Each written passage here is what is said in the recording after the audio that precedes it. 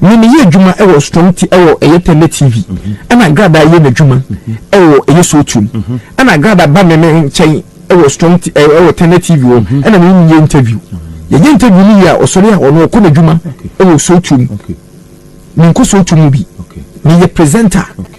me no ba me won interview no enti se me obi a interview wi necessary pa ko no ko so akobo na advertising TV station so a en kan che me se so koye no en hihia de ma se ye no eja de ko no and go through ebi a koye no ka se ye obi a wan kwankoye obi ma na kope no nsa nka me de I don't involve in it. Chile mu ne wa chile mu ye pa. Yes, I met here. Ndi na nya say bia o ka tim no de we ye ma on TV. You do TV. No ba no mu meeting. Interview. No ko. No me ko. We onye djuma wo ho. Wato the airtime TV station ne bia. But airtime wato. Ana ye manager, ana ye Enoch. Enoch so ana ye manager no bosumi bia no says de mama me no.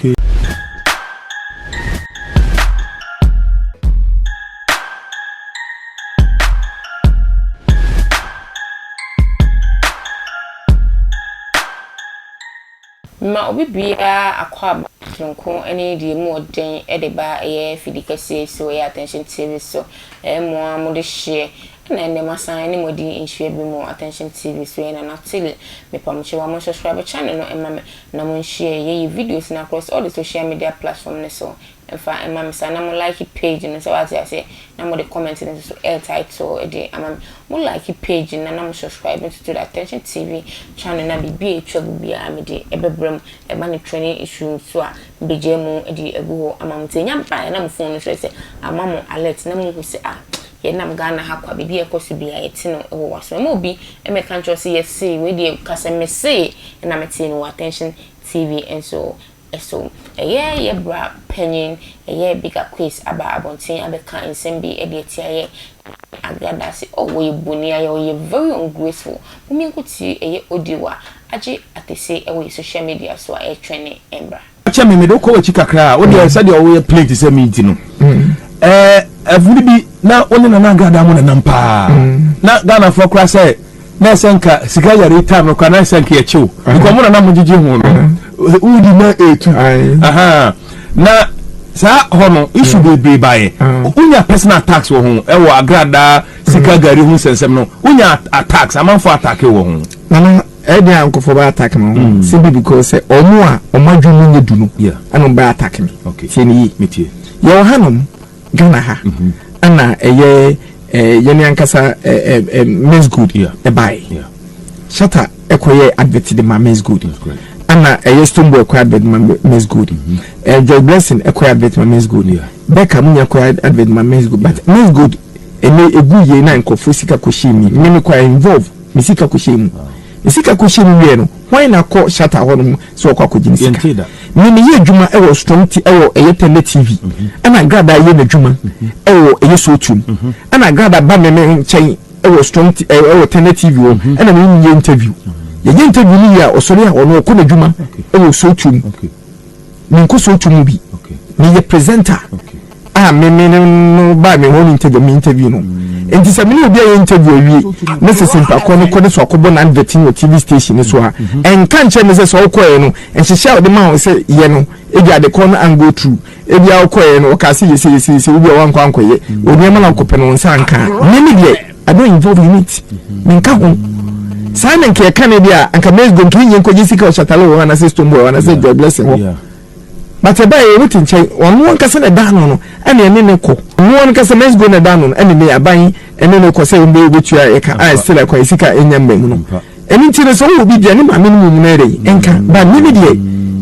I'm out akomi nchire mu ne wa chire mu ye pa yes I met here ndi na nya say bia o ka tim no ho dende we ye ma on TV you do TV no ba no mu meeting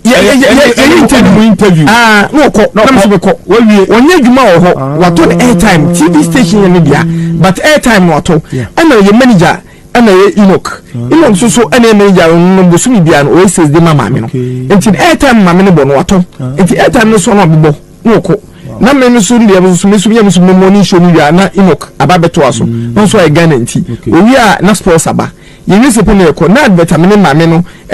interview me mame no wo ni abeye ye wi na okona so ko mbayi enti so wo ko kasa wo ko ye no say the Kwesi big Akwess ye say pena omo madwumu omre no ene kasa but omo madwumu du no be ka che say en kasa yen koje efi big Akwess me big Akwess is on involved. Wow. Minia we asama wa kan de nchiremu na de ma pepe I say we mti ya me ye adwuma yi na bia bank bia ba na e bo hu dawuro na bia chena bank na adwane a wo se me shia we mi ko no ni na chira e kwan ne ko ai me de madwuma na me ye sabi bebe mate wo de na se sabi bebe me ye go me twa me ka bo so me a TV station and so they say they no mu ni twaka bia biem o da bi me no bi ni say 10th January 10th January training ana me free TV. Okay. One year. Last year. Okay. And I'm free TV. Me free. 1 year. 1 year. 10 January. Na you free. Okay. Aha. I mean, you know, until 1 year ni. Me want a strong TV. Wow. Into them Maame ni twa kan bia ko me Maame no